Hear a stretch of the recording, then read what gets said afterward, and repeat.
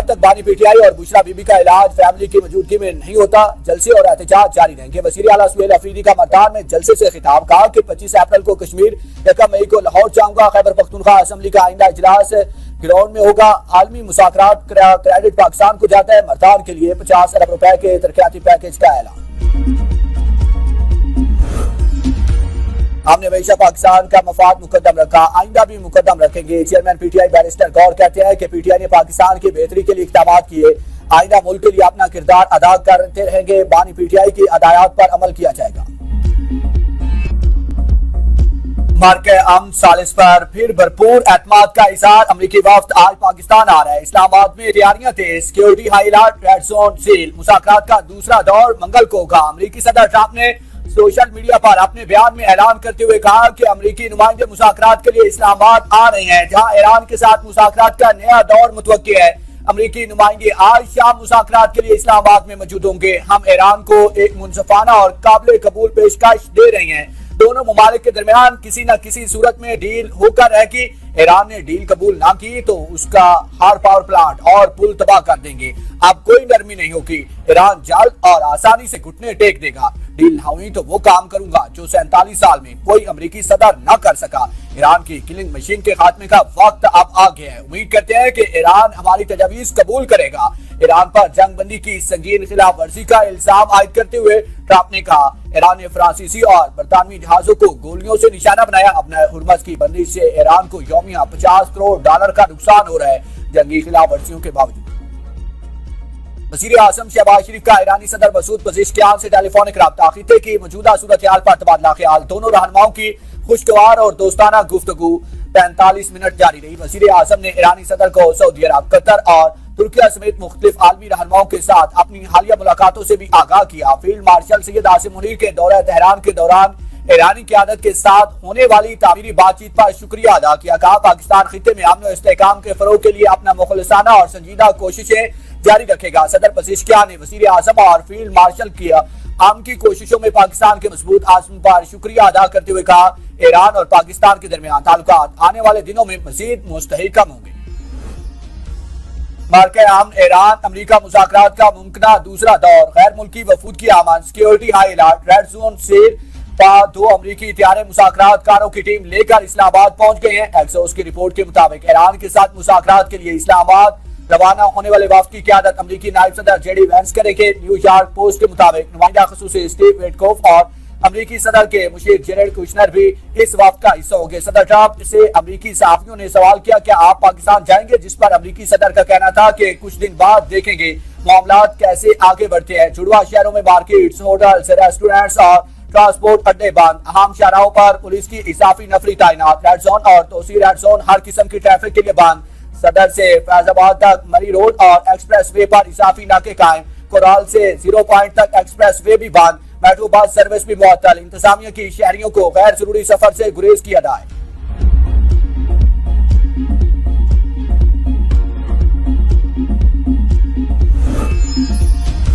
Trump के पास Iran को एटमी हक से महरूम करने का कोई दवास नहीं। ईरानी सदर मसूद पज़ेश्कियान कहते हैं, ईरान अपना दिफा कर रहा है, इज्जत के साथ जंग का खात्मा चाहते हैं। हमारी तरफ से तासुर नहीं जाना चाहिए कि हम जंग चाहते हैं, अपने दिफा का कानूनी और जायज हक इस्तेमाल कर रहे हैं। किसी मुल्क पर हमला करने का इरादा नहीं रखते। जंगे या तनाज़ात हमने शुरू नहीं किए। दुश्मन अपने मकासद हासिल करने में नाकाम रहा। इंफ्रास्ट्रक्चर, स्कूल्स और अस्पतालों पर हमले किए गए। ईरानी तहजीब तबाह करने और उसे पत्थर के दौर में भेजने के बयान दुश्मन के अज़ाइम जाहिर करते हैं। हमारी बच्चियों ने ऑस्ट्रेलिया में दुश्मनों के मुंह पर जोरदार तमाचा मारा। 2 बच्चियां दुश्मन के फरेब में आ गईं, वो भी जल्द वापस आएंगी। हमारे दरवाजे इन बच्चियों के लिए हमेशा खुले रहेंगे। अमेरिका से मुज़ाकरात में कुछ पेशरफ्त हुई, लेकिन हतमी मुआहदे से अभी बहुत दूर है। ईरान की पार्लियामेंट के स्पीकर बकर कालिबाफ कहते हैं, अमेरिका दबाव, धमकियों और डेडलाइंस के जरिए अपने मकासद हासिल करने में नाकाम रहा।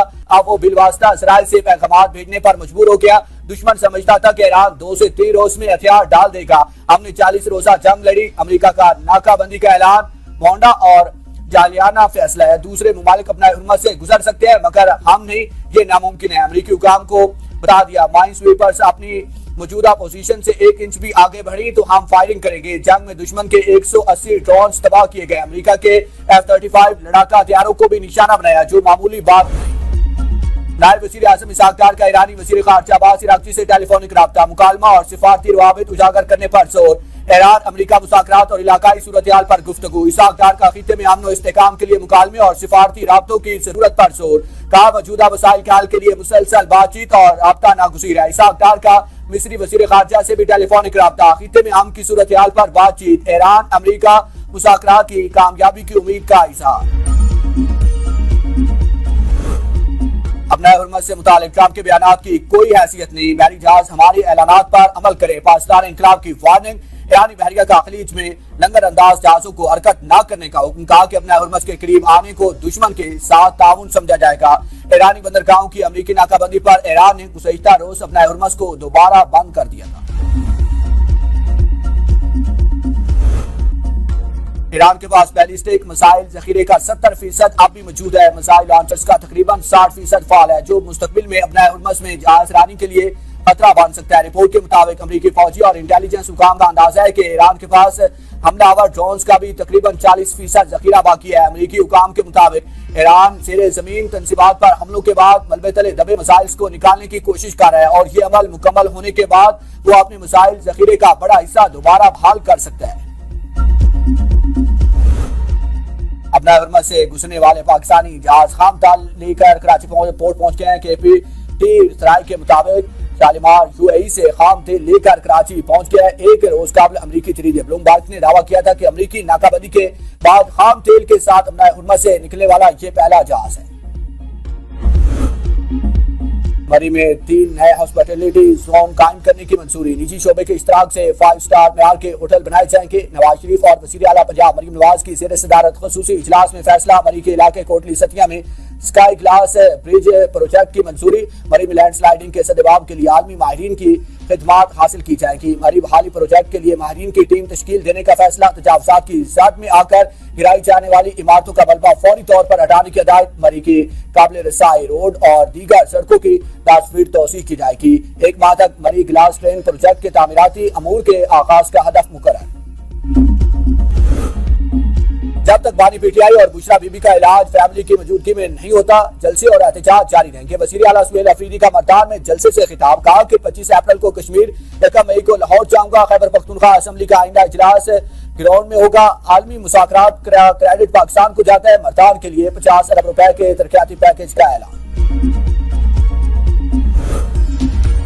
ہم نے ہمیشہ پاکستان کا مفاد مقدم رکھا، آئندہ بھی مقدم رکھیں گے۔ Chairman P T I barrister گور کہتے ہیں کہ پی ٹی آئی نے پاکستان کی بہتری کے لیے اقدامات کیے، آئندہ ملک کے لیے اپنا کردار ادا کرتے رہیں گے۔ بانی پی ٹی آئی کی ہدایات پر عمل کیا جائے گا۔ ایک سیاسی جماعت کہتی تھی کہ ملک کا بیڑا غرق ہو گیا۔ وفاقی وزیر احسن اقبال کا ناروال میں تقریب سے خطاب، کہا کہ اللہ نے وزیر اعظم اور فیلڈ مارشل کی قیادت میں پاکستان کا پرچم پوری دنیا میں بلند کر دیا۔ پوری دنیا کے لیڈر پاکستان کی بہترین سفارتکاری کے قصیدے پڑھ رہے ہیں۔ پاکستان نے بار کے حق میں بھارت کے دانت توڑ کر رکھ دیے۔ پاکستان کی ثالثی دنیا کو تیسری عالمی جنگ سے بچا رہی ہے۔ مولانا فضل الرحمان کا لاہور میں تقریب سے خطاب، ہم آج بھی مغربی دنیا کے دباؤ میں ہیں، ہمیں اپنی پالیسیز ٹھیک کرنی ہے۔ فیصلہ سازوں سے سوال ہے کہ ہمارا اقتصادی مستقبل کیا ہے، پاکستان ہمارا گھر ہے۔ اب تک کے لیے اتنا ہی، دیکھتے رہیے B42 نیوز۔